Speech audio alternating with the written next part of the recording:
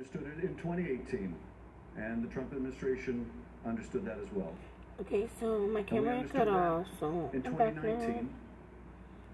See, and the Trump administration 5 months appeared to as well. At least it did until it didn't. It did until something of greater importance and significance came along, and that event of greater significance to the Oval Office was the emergence of Joe Biden as a candidate for president. And then that military support, which had increased during the Trump administration, was suddenly put on hold for inexplicable reasons. Ukraine got the message. It wasn't very inexplicable to Ukraine. And what's more, Russia got the message. It wasn't very inexplicable to Russia. That had pushed out the whole propaganda theory that it was Ukraine that had interfered in our election and not Russia. And so that consensus among the Congress and the administration, among the right and the left and the center, that as Ambassador Taylor explained, this is not only vital to Ukraine's security in the post-World War II order that has kept the peace in Europe for 70 years, but it's vital to us and our security as well. That all broke down. That all broke down over an effort led by the president and his agent, Rudy Giuliani, and his agents, Parnas and Fruman, to overturn all of that.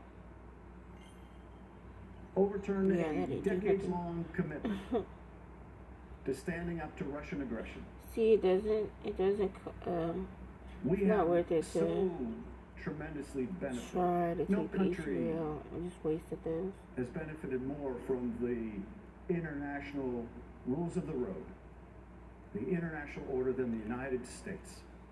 Gave us the peace and stability to prosper like no other nation has before. And we're throwing it away. We're throwing it away. We're undermining the rule of law. We're undermining the principle you don't invade your neighbor. We're undermining the key to our own success. And for what? For help with a political campaign. To quote Bill Taylor, that's crazy. Another 5 words. It's crazy.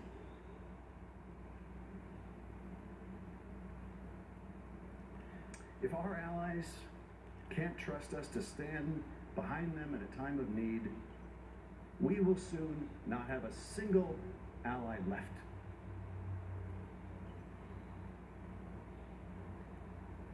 Look, I know it's painful to see some of our allies and how they talk about this president, because when they talk about this president, they're also talking about the United States.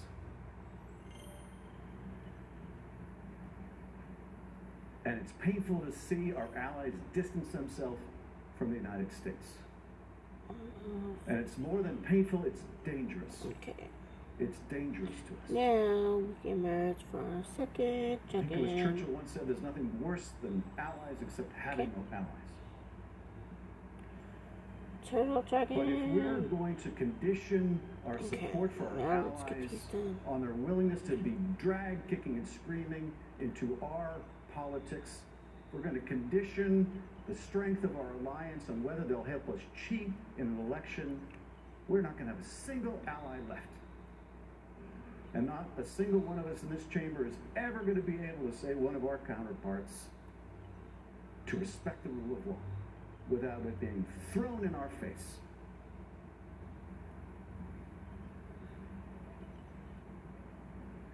Promoting the rule of law and fighting corruption is central to our foreign policy. It distinguishes U.S. global leadership from the transactional approach favored by authoritarian adversaries.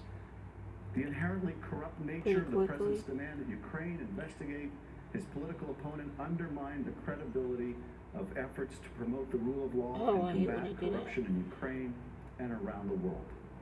Indeed, the president engaging in the very conduct at home that our policy fights abroad sabotages long-standing bipartisan pillars of American diplomacy. This was a problem, not least because the pervasive corruption with Ukraine leaves its politics and economy susceptible to Russian influence and subterfuge. Ambassador Yovanovitch emphasized that U.S. policy in Ukraine has long recognized that the struggle against corruption and defending against Russia are in fact two sides of the very same coin. Corruption makes Ukraine's leaders ever vulnerable to Russia, and the Ukrainian people understand that. That's why they launched the Revolution of Dignity in 2014, demanding to be a part of Europe, demanding the transformation of the system, demanding to live under the rule of law. Ukrainians wanted the law to apply equally to all people, whether the individual in question is the president or any other citizen. It was a question of fairness, of dignity. Here again, there is a coincidence of interests. Corrupt leaders are inherently we're almost halfway there. While an honest and accountable Ukrainian leadership makes a U.S.-Ukrainian partnership more reliable and more valuable to the United States. A level playing field in this strategically located country bordering 4 NATO allies creates an environment in which U.S. business can more easily trade, invest, and profit. Corruption is also a security issue because corrupt officials are vulnerable to Moscow. During that conversation that we related in the past, when Ambassador Volker urged his Ukrainian counterpart, Andrei Yermak, not to investigate the past president of Ukraine, and Yermak threw it back in his face. You remember the conversation. No, you mean like the investigation you want us to do with the Clintons and the Bidens. They taught us something in that conversation. They taught us that we'd forgotten, for that moment, our own values. You know, just listening to the ambassador right now, I was thinking how interesting it is the Ukrainians chose to describe their revolution as a revolution of dignity. And maybe that's what we need here, a revolution of dignity at home, a revolution of civility here at home. We can learn a lot more from our Ukrainian allies. Trying to keep my busy little dragons working. It is America's national security interest to help Ukraine transform into a country where the rule of law governs and corruption is held in check. As we heard yesterday, anti-corruption policy was a central part of the talking points provided to President Trump before his phone calls with President Zelensky on April 21st and July 25th. President Trump, of course, didn't mention corruption, but importantly, those same foreign policy goals remained intact following the call. As Tim Morrison testified, anti-corruption reforms, institutional reforms remain a top U.S. priority to help Ukraine fight corruption. President Zelensky was swept into office on an anti-corruption platform. Immediately, he kept his promise and introduced numerous bills in Ukraine's parliament. In a sign that he intended to hold himself accountable, Zelensky even introduced a draft law on presidential impeachment. He also introduced a bill to restore punishment of top officials found guilty of illicit enrichment. President Trump's self-serving scheme threatened to undermine Zelensky's anti-corruption work. Zelensky's successful anti-corruption reforms would have advanced U.S. security. Instead, President Trump's demands undermine that effort to bring about reform to Ukraine. Here's George Kent, a rule of law and corruption expert at the State Department. U.S. efforts to counter corruption in Ukraine focus on building institutional capacity so that the Ukrainian government has the ability to go after corruption and effectively investigate, prosecute, and judge alleged criminal activities using appropriate institutional mechanisms. That is, to create and follow the rule of law. That means that if there are criminal nexuses for activity in the United States, U.S. law enforcement should pursue the case. If we think there's been a criminal act overseas that violates U.S. law, we have the institutional mechanisms to address that.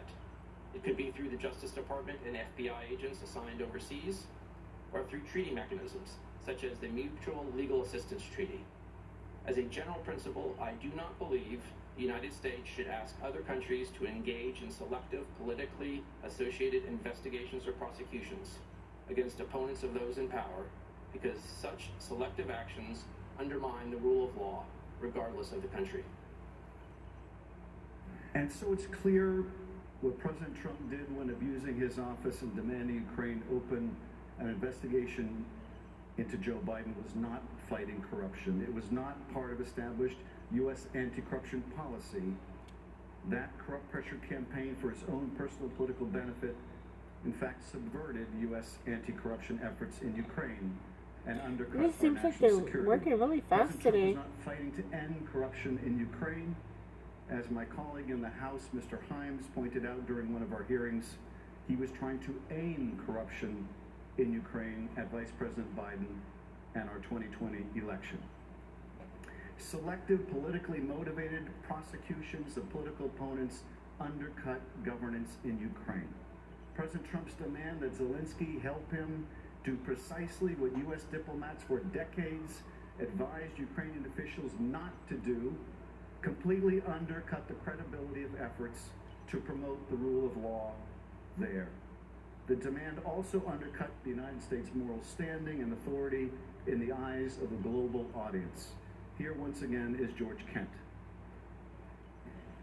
Kent, is pressuring Ukraine to conduct what I believe you've called political investigations a part of U.S. foreign policy to promote the rule of law in Ukraine and around the world?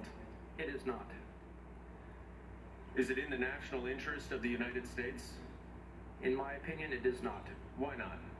Because our policies, particularly in promoting the rule of law, are designed to help countries, and in Eastern Europe and Central Europe, that is overcoming the legacy of communism.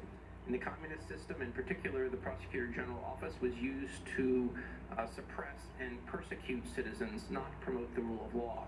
So in helping these countries reach their own aspirations to join the Western community of nations and live lives of dignity, helping them have the rule of law with strong institutions is the purpose of our policy. So in other words, it is the purpose of our foreign policy to encourage foreign nations to refrain from conducting political investigations. Is that right? Correct. And in fact, as a matter of policy, not of programming, we oftentimes raise our concerns, usually in private, with countries that we feel are engaged in selective political prosecution and persecution of their opponents. Harvest from Dead Plant, 75. Okay. Yovanovitch aptly summarized the global consequences and harm to U.S. national security resulting from President Trump's demand that Ukraine investigate his political opponent. Such conduct undermines the U.S., exposes our friends, and widens the playing field for autocrats like President Putin. Our leadership depends on the power of our example and the consistency of our purpose. Both have now been opened to question. The issues I just covered are not a matter of policy disagreement over foreign policy and national security. Article 1 asserts that the President was engaged in no such policy at all, but instead sold out our policies and our national interests for his own personal gain and to help him corrupt the next election. That is the core conduct of an impeachable offense. The President's abuse of power also affected our election integrity. The framers of our Constitution were particularly fearful that a president might misuse or abuse the power of his office to undermine the free and fair elections at the heart of our democracy. Sadly, that moment has arrived. President Trump's repeated solicitation of a Ukrainian investigation was a clear effort to leverage foreign interference to bolster his prospects in the 2020 election. In other words, to cheat in his election. In our democracy, power flows from the will of the people as manifest in free and fair elections. One person, one vote is fundamental in our democracy. President Trump's invitation of foreign interference in the 2020 election for the purposes of helping him win an election undercut the Constitution's commitment to popular sovereignty. Americans are now left to wonder if their vote matters, or if they're simply pawns in a system being manipulated by shadowy foreign forces working on behalf of corrupt interests of a lawless president. Over the long term, this weakens our democratic system's capacity for self-governance by encouraging apathy and non-participation. Cynicism makes it easier for enemies to influence our politics and undermine the national good. Indeed, this is precisely what Vladimir Putin intended when he meddled in the 2016 election, for us to become more cynical, for us to lose faith in the notion that the American system of government is superior to the corrupt, autocratic model of government that he has erected in Russia and sought to export to places like Ukraine. These are not the free and fair elections Americans expect or demand if foreign powers are interfering. How can we know that our elections are free from foreign interference, whether by disinformation or hacking or fake investigations? We must not become numb to foreign interference in our elections. Our elections are sacred. If we do not act to put an end to the solicitation of foreign interference in our election by the President of the United States, the effect will be corrosive to our elections and our values. Future presidents may believe that they too can use the substantial power conferred on them by the Constitution in order to undermine our system of free and fair elections. That they too can cheat to obtain power or keep it. That way lies disaster for the great American experiment in self-governance. As you have seen, there is powerful evidence that President Trump will continue to betray the national interest to a foreign power and further undermine both our security and democracy. This creates an urgent need to remove him from office before the next election.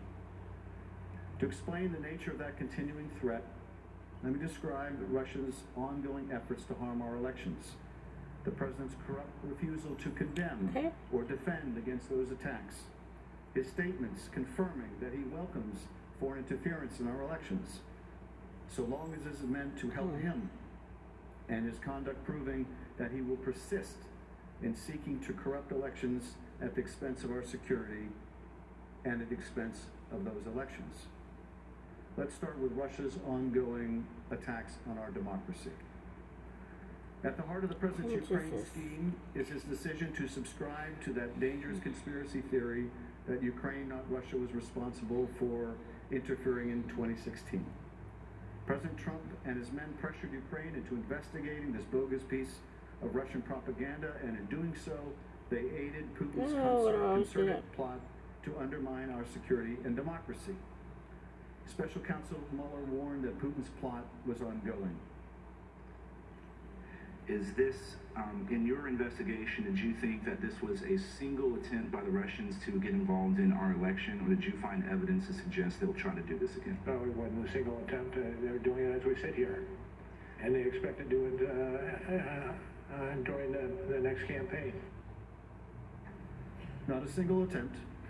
They're doing it as we sit here, and they expect to do it in the next campaign. That was Special Counsel Mueller's stark warning. And we now know that Director Mueller was right. Just the other week, we saw public reporting that Russian hackers may be using phishing emails to attack the Ukrainian gas company, Burisma, presumably in search of dirt on Joe Biden. Those are the same tactics deployed by the same adversary, Russia, that Special Counsel warned about in the last election. It may be Russia once again attempting to sway our election for one candidate, this time through Ukraine.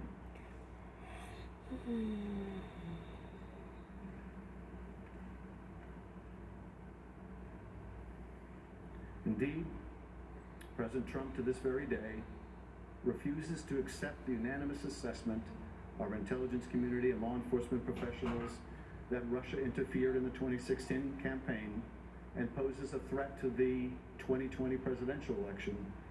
Instead, he views it from his own personal lens, whether it is an attack on the legitimacy of his 2016 electoral victory. Special Counsel Mueller's testimony on July 24, 2019, the day before the president's call with President Zelensky, contradicted President Trump's claim that his was, quote, a clean campaign. Mueller found that individuals associated with the 2016 campaign of the president welcomed Russia's offers of assistance and adjusted their political strategy so that then candidate Donald Trump might benefit from Russia's assistance. When they were subsequently asked by U.S. law enforcement about their activities, President Trump's advisors repeatedly lied. In Helsinki in July of 2018, however, President Trump refused to acknowledge the Russian threat to our elections. When a reporter explicitly asked whether he believed Putin or the U.S. intelligence agencies on the issue of foreign interference in the 2016 election, President Trump said, quote, "I don't see any reason why it would be Russia," and talked about the DNC server.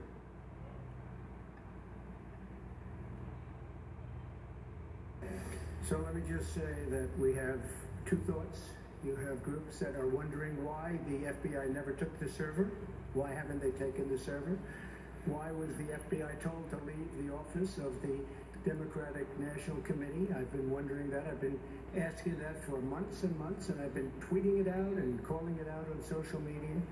Where is the server? I want to know, where is the server and what is the server saying?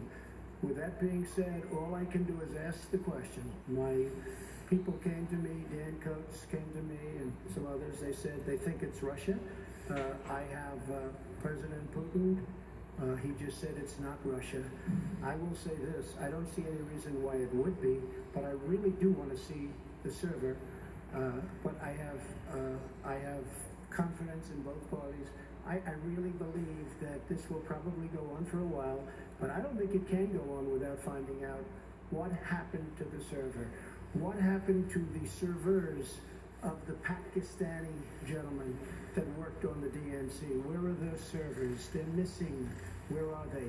What happened to Hillary Clinton's emails? 33,000 emails gone, just gone. I think in Russia they wouldn't be gone so easily. I think it's a disgrace that we can't get Hillary Clinton's 33,000 emails. I'm sure you remember this. It was, I think, unforgettable for every American, but I'm sure it was equally unforgettable for Vladimir Putin. I mean, there he is, the president of Russia, standing next to the president of the United States, and I'll be back, and hearing his own Kremlin propaganda talking points